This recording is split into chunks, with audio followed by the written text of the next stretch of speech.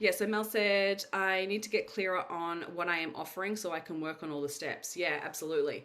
So I want to ask you this question then Mel. If there was nothing to justify and nothing to prove, where would you spend your time? What would your offering be?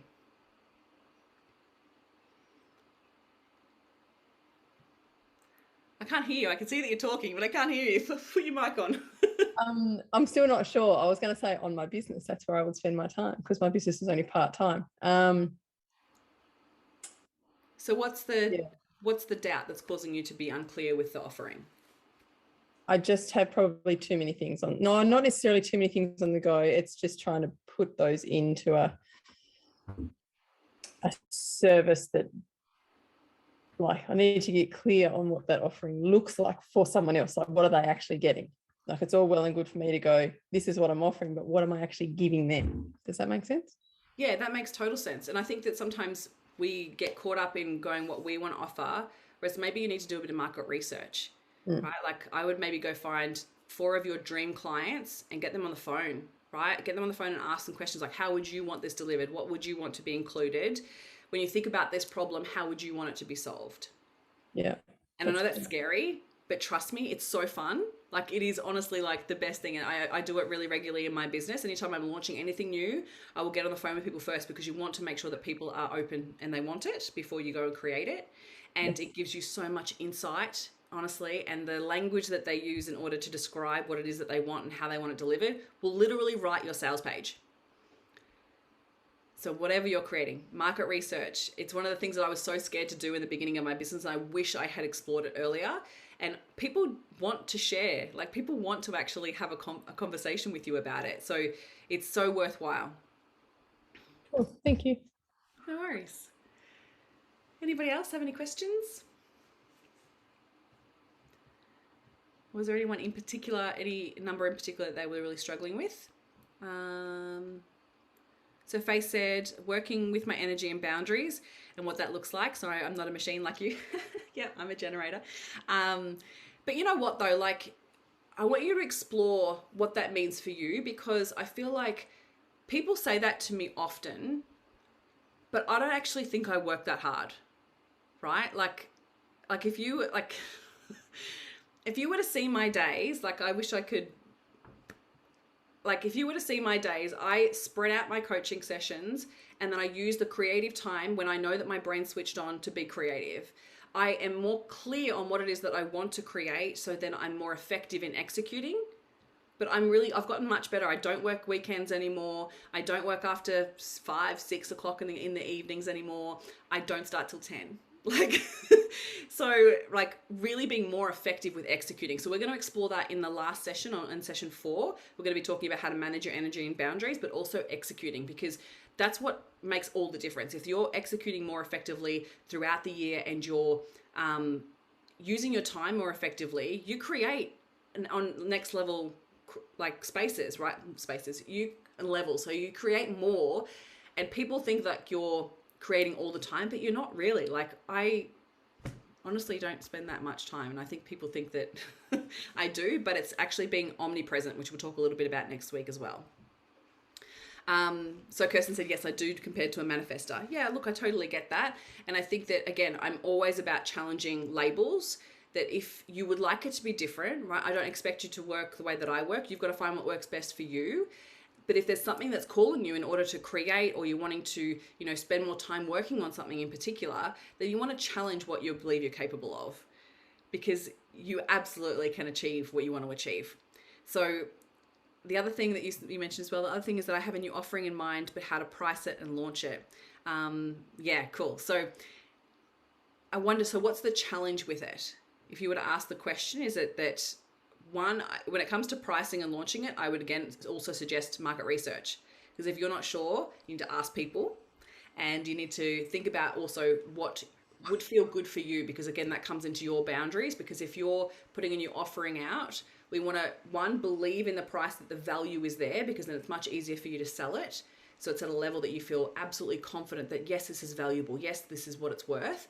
Plus if you were to do it many times Like think the future. If I was to run this for the next 4 months at this price point, would I feel valued? Would I feel like I'm giving away too much for too little? Like explore that side as well. Yeah. Yeah, I think because like I say, this is what I've been looking at, and I've had a look at what other people are offering.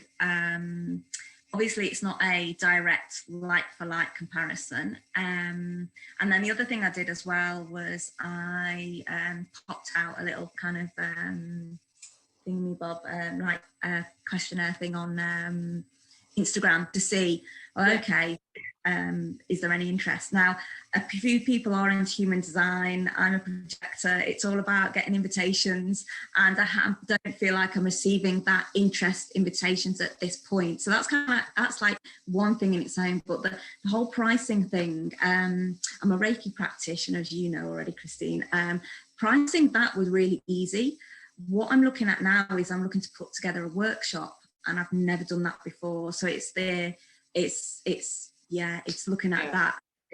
And that's the hard thing with comparison as well, is that if there's nothing out there compares apples to apples, there's two things that happen there. One, we doubt what it's worth, but two, we don't know the behind the scenes of someone else's business to know whether they're undercharging and not valuing themselves, right? If they've got money blocks, there's so many things. That's why I think it's more coming back to you, like what would feel good for you, and price it then, and then go and test it with the market, right?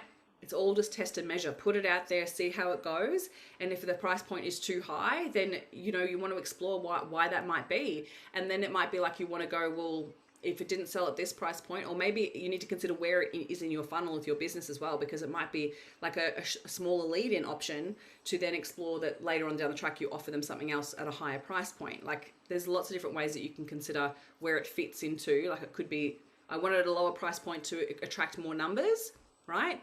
And then I'm willing to give a little bit more in that space, knowing that at some point it's going to convert to other sales later down the track. And that's where the value piece comes into play. Or if it's a standalone workshop that you go, what feels good for you? Like you're putting in the time, energy, and effort in order to create it. Like what will you walk away with? Is it 10 sales at $50? Like, is that going to feel good for you? Or is it, that you actually go, well, this is much more valuable than just one thing. And the difference is that the launch will be different, right? So depending on where the price point is totally your choice. But the launch and the warming people up and the guiding them to the overcoming the objections and launching it will just be a little bit longer, right? Take a little bit more energy. And that's where the market research will come into play. Okay. Two things there actually that really just kind of made total sense is, well, one, I'm coming from a place of being a new business, so people aren't familiar with me, and the impact that has with launching something new where people are like, this is something new and we don't know who you are. But the other thing that actually just reminded me of is I'm having this vision of this workshop and the vision of it succeeding, but actually it's all about putting it out there and seeing what happens. That's just landed. Amazing. So that's so good. So next week we'll dive into the visibility piece, which will help you increase your visibility.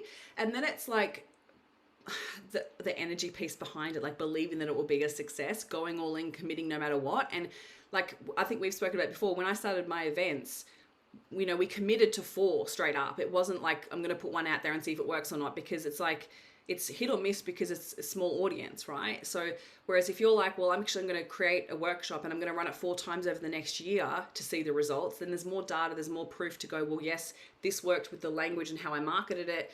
This worked for the price point. This worked for the right people that I'm attracting, right? So it's try not to go, well, I'm only going to run it once. If you had the expectation you were to run it 3 times, you're on a learning journey rather than it be it worked or didn't work. Yeah, cool. Amazing. Thank you for the question. Anybody else? What else? I need to catch up on the chat. What's going on? So Lulu, if you follow Kirsten Morrison on Instagram, she'll share with you what projectors and generators are. This is a human design. I'll let her explain human design. It's a lot. I don't know enough about it to share on it.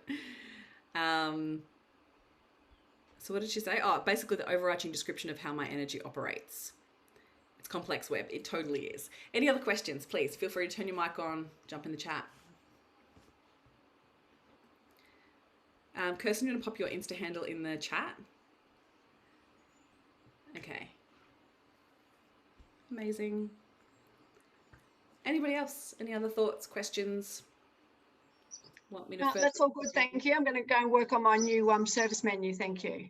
Amazing. And Thanks for ask jumping on and in. ask clients what they need. So, Yes. or what extra services I can provide. So that's I'm working on a few things, and that's just made it all clear. But then promoting myself is my big thing, because I'm word of mouth. I have people come in for word of mouth, and I'm not actually doing anything much. So imagine what I could create if I actually went, hey.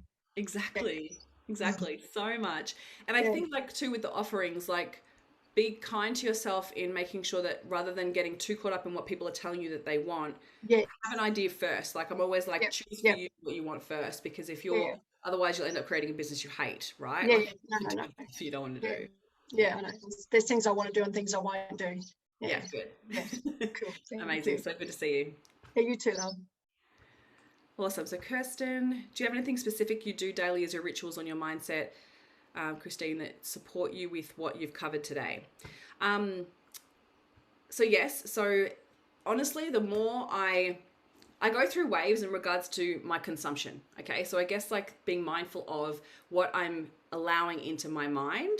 I'm being conscious of how much drama, how much negativity that I allow into my space. I'm, with everything that's going on in the world, I obviously want to keep abreast of what's happening, but I'm really mindful of protecting my energy. So I might, I work on myself and my energy first and my mindset first before I consume. I think is one of the biggest things that I really protect. So I'll spend time in the morning before I look at my phone, before I jump on Instagram, before I look at the news. I try to actually not look at the news until the evening because you only really need to check it once or twice really to be keeping it on top of everything. And create before I consume. So basically what I mean by that, Mal, is I have that vision of my business and what I'm wanting to create. So for instance, when I started to put out these masterclasses, I would work on creating that first before I jumped onto scroll. Because the more time you scroll, your brain is automatically going to judge, and it's automatically going to get caught up in comparison. It's a natural part of our brain's way of watching it at our environment and seeing whether we're safe. Now, the hard part with that is that if you get caught up in comparison, you will question whether what you're putting out is worthwhile. The amount of so by creating what I wanted to put together first before looking at what else is happening online, it could have been easy for me to consume and see, like everyone's putting out goal setting workshops and all of the things for the end of the year. Now, it could have been easy for me to go, well, mine's not needed, or what's the point, right? Like it's not even going to be worthwhile, right? It could get easy to get caught up in that. Whereas when I get excited by something, I follow the breadcrumbs and create first. And then I would get excited on creating the content that's going to then be promote it or to show up on stories. So go and create the story first before I scroll is what I mean by that. And then being mindful of protecting my energy, my mind. So the first 20 minutes of you waking, your brain is its most susceptible to taking on new belief systems. So if you are opening up your social media apps, if you're looking at news, if you're reading something that's not supportive in a positive way in that first 20 minutes, your brain is going to take it on board as truth. And your body feels the energy of what you read and consume. So if somebody in your life or someone you follow on socials is sitting in victim or is sitting in negativity a lot of the time, you will actually take that on board to feel connected to that person. So I'm honestly super conscious of where I allow my energy leaks. That's what I mean by energy leaks. Because we're human beings, we want to feel like we belong, and so we actually become the people that we surround ourselves with. So you've got to be mindful of where you're putting your energy, where you're putting yourself, and being susceptible to that sort of thing. So protecting what I consume in the morning in regards to information and what I'm reading. So I might meditate in the morning. I have a bit of a list of different things that I like to do. So it might be meditation, movement, yoga. I might read, or I might put an audio book on. I might put a YouTube video on that is uplifting and inspiring. I might put on some live affirmations. I might put on my own money track or money rewiring audio, hypnosis, things like that actually help to set up my day really well. So then when I'm going out into the world and reacting to what's happening, right? So you're setting up your world and your energy first. And then when you're going out into the world, everything's being thrown at you. Whereas if you're strong within yourself first, then when you go out to the world, things bounce off you much more easily. Yeah. Great question, Kirsten. Thank you. Love that, Megan. Yes, dancing. Love it. That's what I did literally before I jumped on this call today, to shift my energy and get into good vibes. Amazing. So Sharon said, I have a new habit, creating in the morning and no consuming till after 12. Ooh, that's great boundaries. I kept doing it the other way around and didn't get what I needed done. So true. Honestly, anytime that I'm human, there are days where I stupidly jump on socials.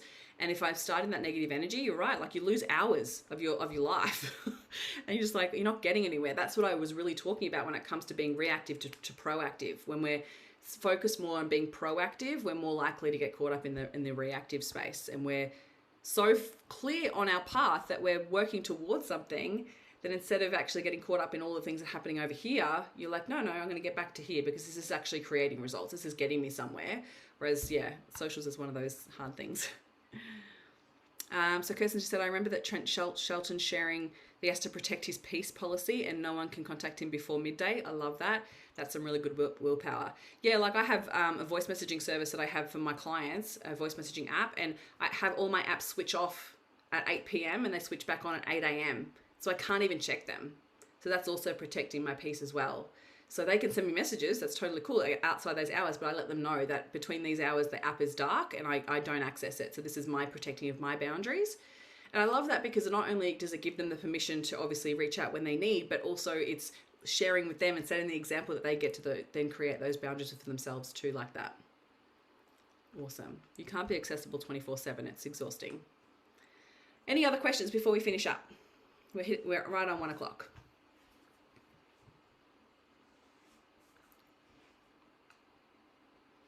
And we'll finish up and I'll see you next week. Otherwise, send me a DM if you have a question. Thanks, Mel. So glad you loved it. See you next week. Thanks, everyone. Amazing. See you really soon. Have an amazing afternoon.